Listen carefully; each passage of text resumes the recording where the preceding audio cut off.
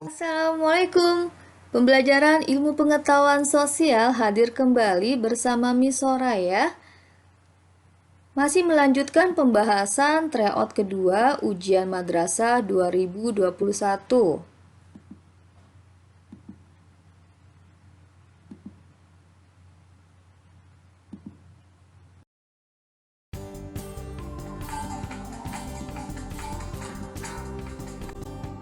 Bagian ketiga ini kita akan membahas soal pilihan ganda nomor 31 sampai 35 dan soal uraian nomor 36 sampai nomor 40.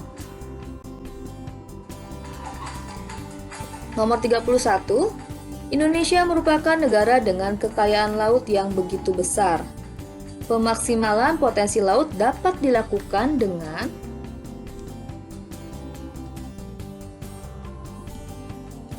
B.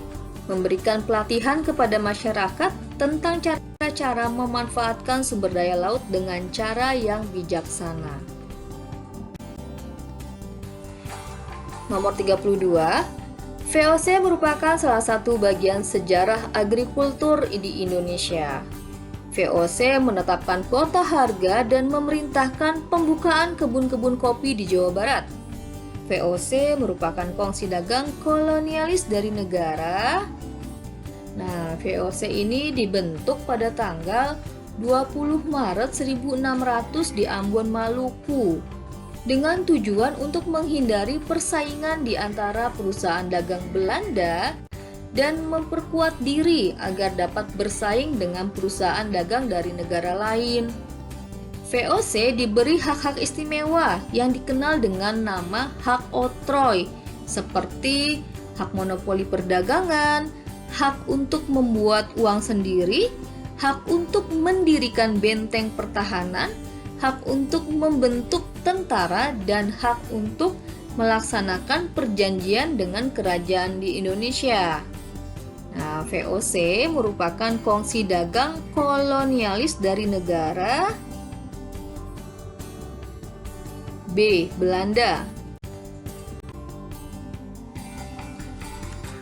Nomor 33, dalam melakukan penjelajahan dan imperialisme, salah satu motivasi yang dijalankan oleh negara barat adalah glory, yang berarti negara-negara barat memiliki semboyan 3G, yakni gold, glory, dan gospel.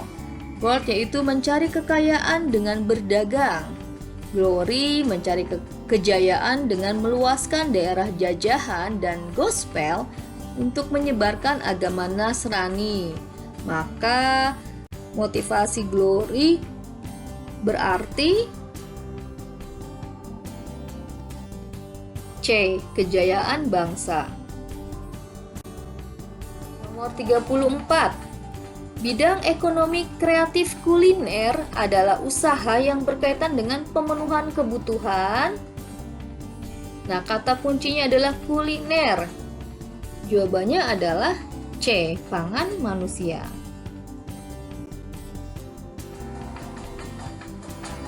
Nomor 35, John Hopkins dalam bukunya The Creative Economy, How People Make Money from Ideas, menguraikan tentang transaksi produk kreatif atau jasa yang berasal dari kreativitas yang memiliki nilai ekonomi, disebut sebagai ekonomi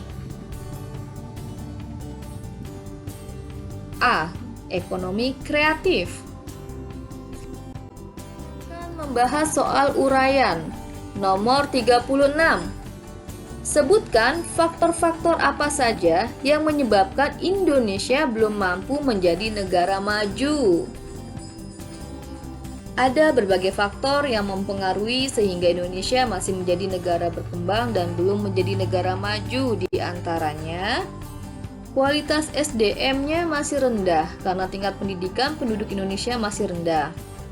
Rendahnya tingkat kesejahteraan yang sangat berpengaruh pada pendapatan per kapita masyarakat Indonesia. Yang ketiga, tingkat kesehatan penduduk Indonesia masih rendah.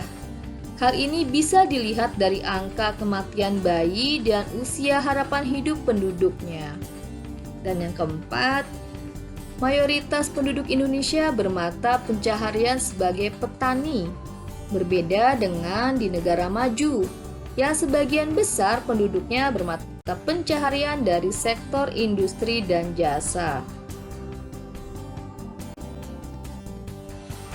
Nomor 37. Jelaskan bentuk-bentuk mobilitas sosial di dalam masyarakat disertai contohnya. Nah, mobilitas sosial yang pertama adalah mobilitas sosial vertikal, yaitu perpindahan individu atau objek dari suatu kedudukan sosial ke kedudukan sosial lainnya yang tidak sederajat. Mobilitas sosial vertikal dibedakan menjadi dua, yaitu mobilitas sosial vertikal naik dan mobilitas sosial vertikal turun. Mobilitas sosial vertikal naik terjadi apabila seseorang mengalami peningkatan kedudukan menuju tingkatan yang lebih tinggi. Sedangkan mobilitas sosial vertikal turun terjadi apabila seseorang mengalami penurunan kedudukan dari status atas ke bawah.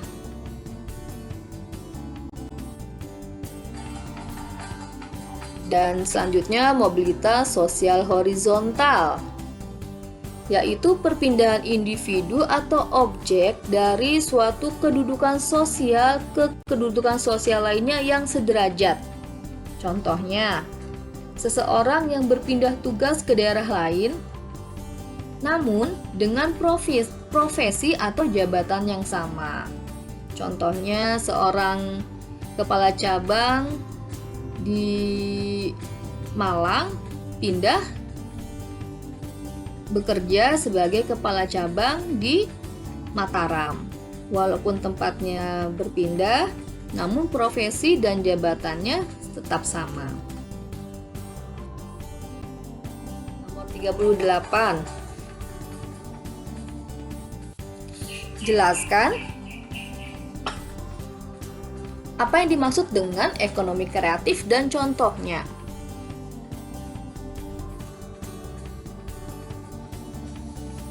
Ekonomi kreatif merupakan pengembangan konsep yang berlandaskan sumber aset kreatif yang diharapkan mampu meningkatkan pertumbuhan potensi ekonomi.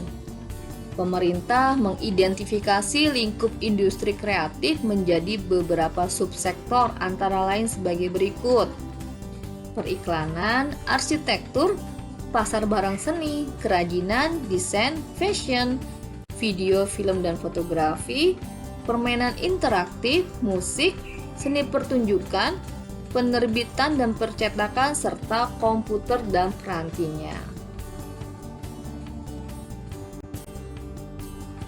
Nomor 39. Sebutkan cara-cara memanfaatkan persaingan sebagai peluang untuk meraih keunggulan ekonomi bagi bangsa Indonesia. Pada perdagangan antar negara akan muncul persaingan antar negara yang terlibat. Upaya untuk menghadapi persaingan agar perdagangan antar negara memberikan keuntungan antara lain: yang pertama, mengamati pasar dan mengenali pesaing. Yang kedua, menciptakan produk yang unik dan belum ada di pasaran. Yang ketiga, menonjolkan keunggulan produk yang dihasilkan dibandingkan produk lainnya. Yang keempat, mempelajari kelebihan dan kelemahan pesaing. Kelima, menawarkan harga yang bersaing. Dan keenam, mempromosikan produk kepada masyarakat. Nomor 40.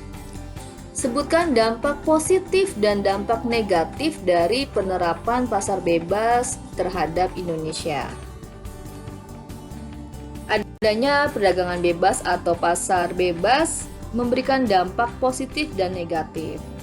Dampak positif pasar bebas diantaranya adalah mendorong pengusaha lebih maju karena harus bersaing dalam perdagangan regional maupun internasional. Yang kedua, memperluas kesempatan kerja yang meningkatkan pendapatan dan kesejahteraan masyarakat. Yang ketiga, meningkatkan kegiatan ekonomi melalui investasi langsung, usaha patungan, dan kredit. Yang keempat, meningkatkan penerimaan devisa negara melalui peningkatan perdagangan internasional. Kelima, membuka peluang baru berupa tersebarnya pasar berskala lebih luas. Dan yang ketujuh, membuka mudahnya memperoleh barang berkualitas dengan harga murah.